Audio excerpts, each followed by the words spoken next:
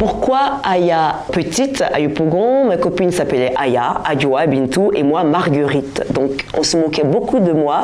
On disait que j'avais un prénom de vieille femme blanche morte. Donc j'ai toujours rêvé, moi, d'avoir un prénom ivoirien. Toujours rêvé de m'appeler Aya. Donc en fait, c'est une petite revanche personnelle, en fait, tout simplement. Aya, elle ressemble beaucoup à on va dire, c'est un peu un mélange de ma maman quand elle était jeune, de mes tatas, des cousines, des voisines aussi, avec qui j'ai grandi quand j'étais à Abidjan. J'aime beaucoup observer ma maman parce que j'avais une maman, enfin, qui est âgée aujourd'hui, mais quand elle était plus jeune, elle s'occupait beaucoup des autres.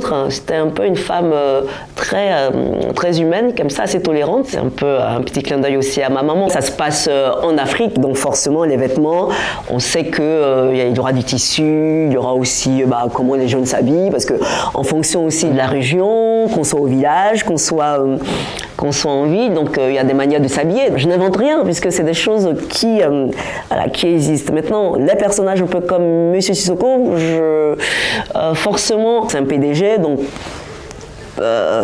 il doit pour moi être costaud parce que c'est un gros taux et chez nous, plus on a de l'argent, plus on est gros. Donc effectivement, c'est très cliché, mais ça aide en tout cas à faire vivre son personnage. Une Bintou par exemple, il y a beaucoup de Bintou aussi en Afrique, des filles comme ça qui savent quand même ce qu'elles veulent, qui assument leur physique et qui sont bien dans leur peau. Il y en a énormément.